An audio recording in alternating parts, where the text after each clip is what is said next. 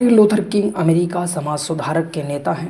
America के समाज सुधारक नेता हैं जिन्होंने अब्राहम लिंकन नागरिक अधिकार आंदोलन को आगे बढ़ाया और अश्वेत लोगों को व्यावहारिक धरातल पर कानूनी अधिकार दिलाया। उल्लेखनीय है कि अश्वेत लोगों को मजदूर के रूप में ज़्यादा महत्व दिया जाता है और इसी दूरी को समाप्त करने का प्रयास किया।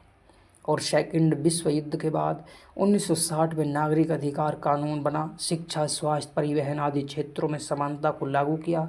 यह गांधीवादी नेता हैं। कभी मुलाकात नहीं हुआ, लेकिन गांधी जी से कभी मुलाकात नहीं हो पाया। विचार क्या है? लूथर का विचार गांधी जी से प्रेरित है और इनके आंदोलन में गांधीवादी मूल्य दिखाई देता है, क्योंकि अमेरिका में रंगभेद को समाप्त करने के लिए अहिंसात्मक आंदोलन को बढ़ावा दिया और जनता की सहभागिता के आधार पर नागरिक अधिकार कानून बना। मार्टिन लूथर ने आई हैव ड्रीम नामक वाशिंगटन में भाषण दिया, आई हैव ड्रीम, और जिसमें उन्होंने अपनी भावी अमेरिका का चित्रण प्रस्तुत किया और कहा कि अमेरिका भूमि पर सबको समान रूप से अधिकार होना चाहिए। इस भाषण के बाद उन्हें जेल भेज दिया गया, लेकिन 1964 के में उन्हें नोबेल पुरस्कार मिला और जेल से रिहा किया गया। मार्टिन लूथर किंग गांधीवादी आदर्शों पर अपने आंदोलन को चलाने का प्रयास करते थे।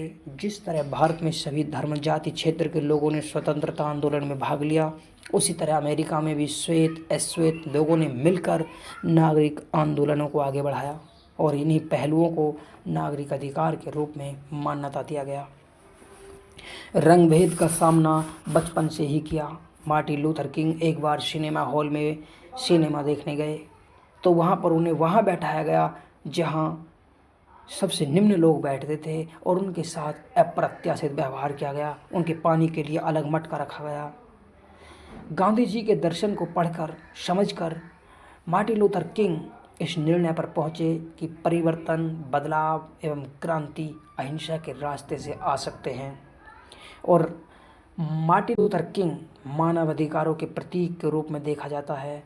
इन्हें चर्चों ने भी संत की उपाधि दी है और इनके आंदोलन को श्वेत लोगों में भी समर्थन मिला था।